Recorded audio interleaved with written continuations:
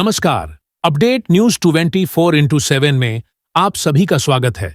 खबरों को विस्तार से आपको बताते हैं। जमशेदपुर से एआईएमआईएम ने ठोक दी चुनाव की ताल। जमशेदपुर में एआईएमआईएम ने घोषणा की अपनी प्रत्याशी का नाम और पश्चिम जमशेदपुर से होंगे बाबर खान प्रत्याशी। कहा, हम झारखंड के 81 में से 35 सीट पर लड़ेंगे चुनाव।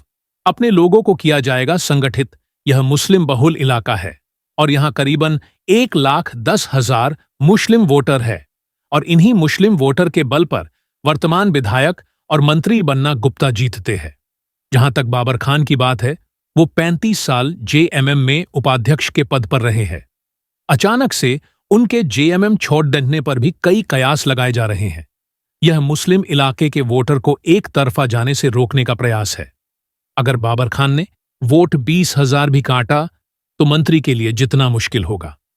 आइए जानते हैं बदरुद्दीन अंसारी एवं बाबर खान से और विस्तार से। देखिए, ये लोगों का प्यार है और जो हमने अपने जोश के साथ में काम किया है। आप एक पुराने पत्रकार हैं अनु भाई, आपने भी हमारे संघर्ष को देखा है। जन मुद्दों को लेकर के हम बहुत ही मजबूती के साथ जन मुद्दों को लेकर के आंदोलन किया है, जिसका कारण था कि लोग हमारे नेचर, सिग्नेचर और टेम्परेचर से वाकिफ़ है और निश्चित रूप से उसी उद्देश्य और उसी जोश के साथ हम अपने लोगों को लेकर के, अपने जितने भी मेरे समर्थक हैं, शुभचिंतक हैं, उनको लेकर के हम आगे जो है जन मुद्दों पर हमारे जो अधिकार है, संवैधानिक अधिकार है, उसको लेकर के अब एक नया संघर्ष शुरू होगा। अधिकार के लिए हल्ला बोल आंदोलन की हम शुरुआत करेंगे और पार्टी का जो भी निर्देश प्राप्त होगा ऑल इंडिया मजलिस इत्तेहादुल मुस्लिमीन का, इंशाअल्लाह उसको हम पूरा करेंगे। हमारे प्रदेश अध्यक्ष साहब का जो निर्देश होगा उसको हम पूरा करने का हर संभव प्रयास करेंगे। आप प्रदेश के अध्यक्ष हैं एआईएम के, क्या सोच के आप जमशेदपुर में आए हैं और बाबर खान जो 30 साल तक जेएमएम में रहे उनको आपने ज्वाइन करा, इसके बारे में बताइए।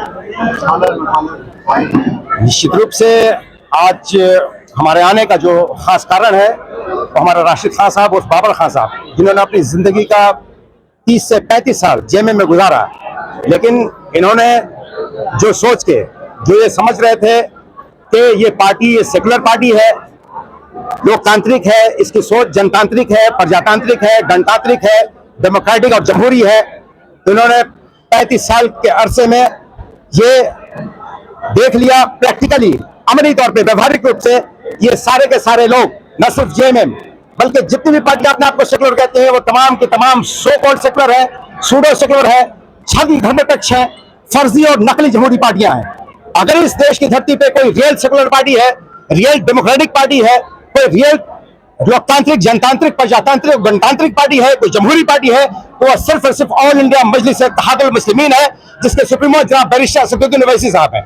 बिल्कुल, आप समझाइए कि 2019 में जमशेदपुर से पश्चिम से एक प्रत्याशी खड़े हुए थे, रियाज शरीफ।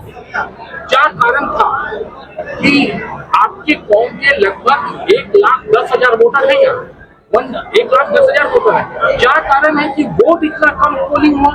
8 से 8,500 के आसपास आपके पास में वोट आता है। तो आप अगर उठा करके देखें इतिहास 2019 का देखें, जिसको भी इससे पहले हिदायत खान ने चुनाव लड़ा, इससे जो भी लोग लड़े, क्या कारण था कि मुस्लिम वोट का पोलिंग इतना कम होता है? देखिए, विलियम वर्ड्सवर्थ ने बात कही थी, एक पोएम लिखी थी कि child is father of the man, बच्चा ही आदमी का बाप होता है। जो आदतें जिस परिवेश में बच्चा पला और बड़ा होता है, जिस परिवेश में, तो वही आदतें बाल्यावस्था को पहुंचती, वही युवावस्था को पहुंचती, वही प्रौढ़ावस्था को पहुंचती, वही वृद्धावस्था को पहुंचती, वही आदतें मौत के साथ या तो दफ्न कर दी जाती है, चिताओं पे जला दी जाती हैं। इसलिए कहा जाता है कि नेचर और सिग्नेचर नहीं बदलता।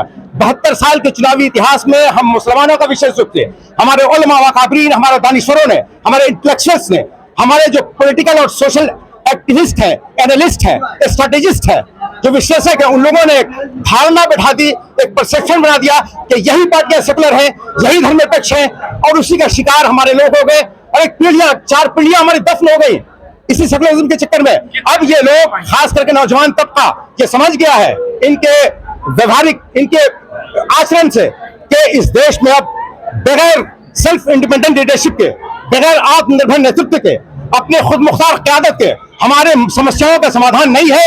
हमारे मसाइल का हल नामुमकिन है। कितने सीट पे आप आएंगे?